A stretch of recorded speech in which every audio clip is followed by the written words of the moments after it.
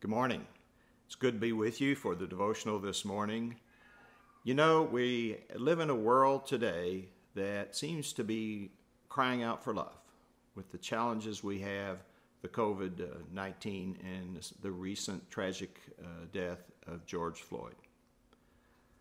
It's a world that desperately could use the love of Christ.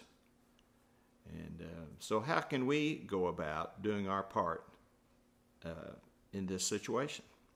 Well, Paul gives us a real good example in our passage for today, Acts 17:16 through 34.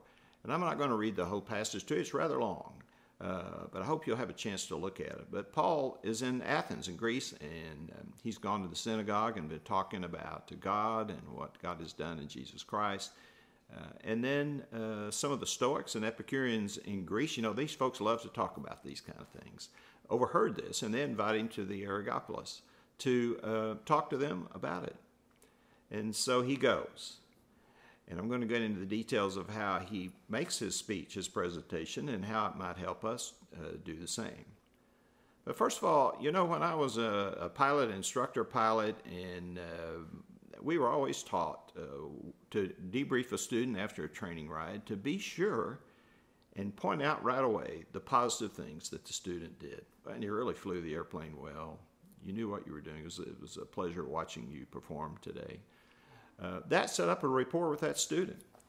And so therefore, they were a little more receptive when you began to talk to them about some of the things they could have done a little bit better.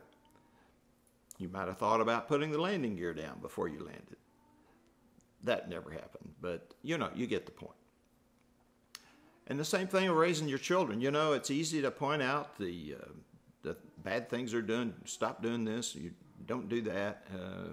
But I remember reading in a book about raising children, but it's always good to catch them doing positive things and compliment them on those positive things. Well, Paul, when he begins to speak to the Athenians, the first thing he does, very smart, is that he compliments him on being such a religious people. They have altars to all kinds of gods throughout the city, and he praises them for that. And then he begins to talk about one altar he saw that was for the unknown God. And you see, that was his opening. So that's where he went. He said, the unknown God you've been looking for is the God, the creator of all, who became frustrated a little bit with the way we were living. And so he sent someone, and he doesn't even mention Jesus by name, if you'll notice in the text, but we know who he's talking about. Someone that would be raised from the dead and would allow us to repent and be better people.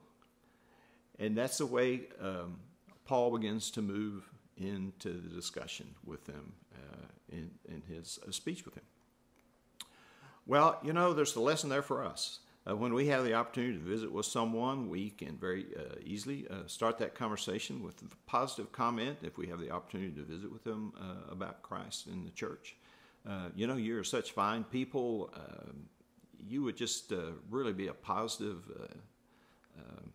effect in our church, and we think you would meet some other people that you would enjoy.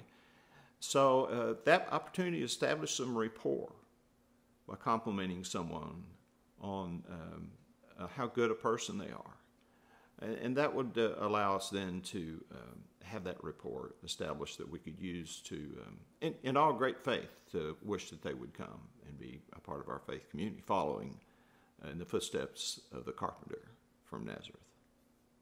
Well, now Paul, he was rejected by some, but the text goes on to say that some began to follow him and became believers.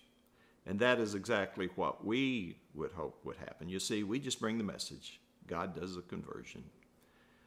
And we would just hope that these people would be receptive to that. We have free will. You know, God gave us that. So people have the free will to accept or reject. But in the world we're in today, with all the things going on, love is greatly needed. And remember what Christ said.